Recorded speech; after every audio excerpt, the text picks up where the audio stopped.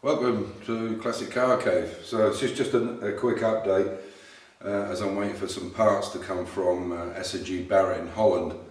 And not only is S&G Barrett in Holland made their European premises much larger, but Moss do all Jaguar, British Leyland, Mini stuff.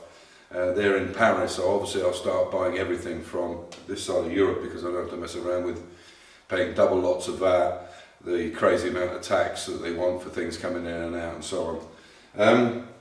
The reason I'm down here is I'm taking the E-Type off the road tomorrow. I'm going to put the plates back into the insurance company and they put them in a vault till next year.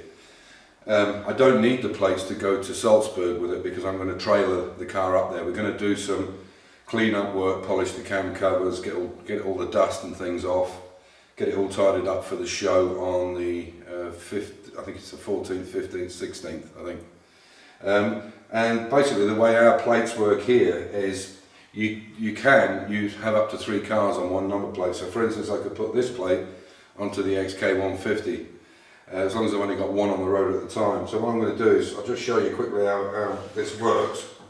So you basically just push these clips down here.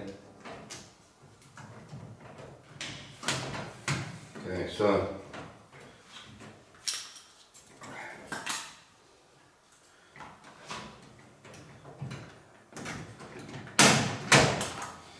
you can see they just clip in, and then I can pull the plate out. And then this plate now, as I say, will go to the insurance company and they'll put them in a bag, mark them with the logbook or the registration papers, and then I'll take them out again next year, but I don't need it for the show in Salzburg. So I'll take the one off the back and hand them in the morning. The car is obviously still fully insured, but not for on the road. It's only insured for fire or theft or stolen or whatever. So there we go. I'll take the back one off and hand them in. You can see that's the front plate off, and I've taken the back one off as well.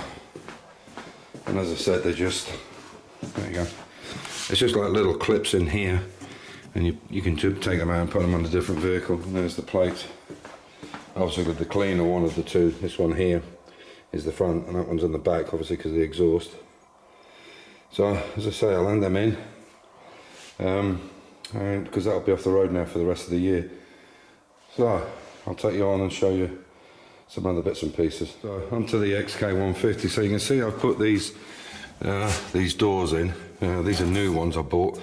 The ones that were with it were pretty knackered, and they've got these Zeus Clips in them here. You can probably see, and basically you just push them to one side,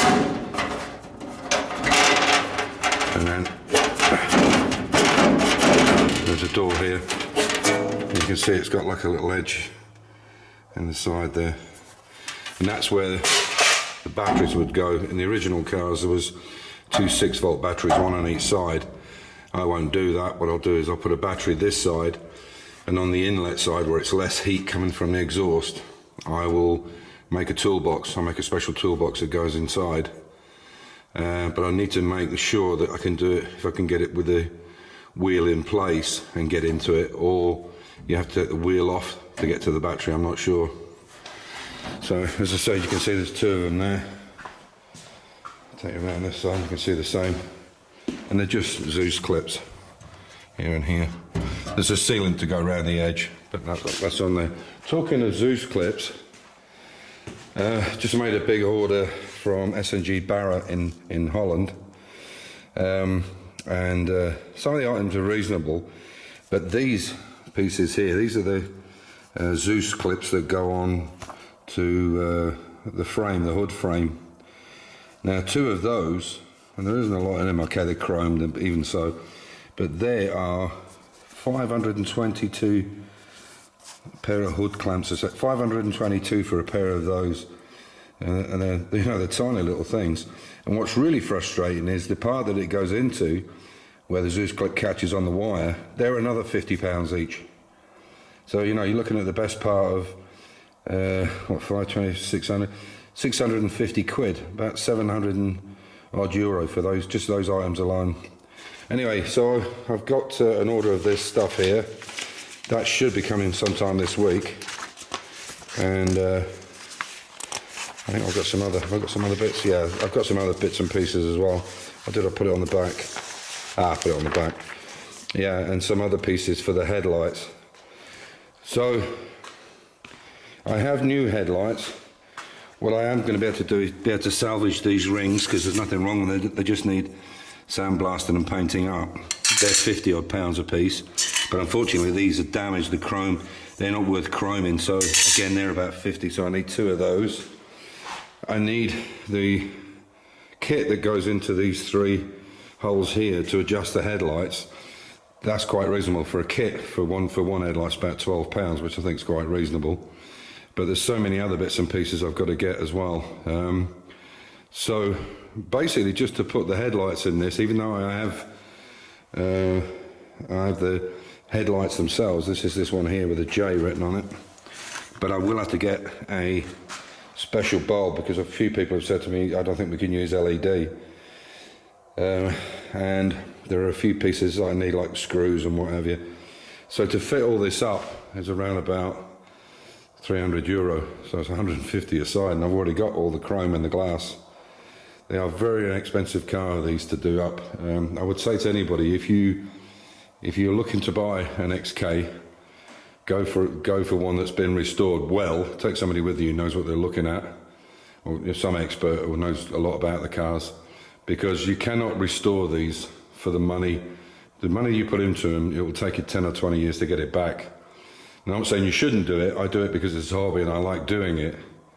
But certainly cheaper ways to find a very, very well restored one, but they can be few and far between as well. There's a lot of them that look nice from the surface, but when you really get deep into them, you know, there's always lots of little problems with them. So yeah, that's the thing now. So hopefully some of this stuff will come, possibly Wednesday, and I can start putting these lights and things together. And Mia comes back on Tuesday, starts work on Wednesday, and we're then on Thursday going to go to Graz, which is about 50 kilometres from me, and take all this chrome. You can see there's a dent there and a hole in it, and this top chrome, and I'm going to get it all flattened and clean up. There's a few kinks in here and then get it re-chromed, and I've ordered the new bottom one for here. So other things like the chrome on the back, these are brand new, these lights, as you can see, but this chrome here, as you may not be, or maybe able to see, it's just getting a bit, so I'll have that re-chromed. That's new, this is new, but these, you can see there's a little bit of damage there, so I'll get all these re-chromed. Everything that we need on the chroming side I'll take. Door handles, I'll take the door handles up, the original ones, find out what they cost to have them re-chromed or cleaned and re-chromed, and then work out whether it's cheaper to do that and use the original one, or buy it brand new, because the brand new one's around about £80 each on each side without the door locks. But the problem is I don't know what the metal is. Might be better just to go with the old one, the original one, and re-chrome it. We'll see what happens. But yeah, I just wanted to give you a little update on what's going on. You know, I've started to bring all this stuff together so I can put the front end of the car on, and the clips are coming as well for the centerpieces. There's a lot to do, but that's where I'm up to at the moment, and yeah, hopefully onwards and upwards. So as usual, stay safe, keep the faith, enjoy your hobby, and look back in next week, hopefully when I've got some parts I can put on and show you. Take care.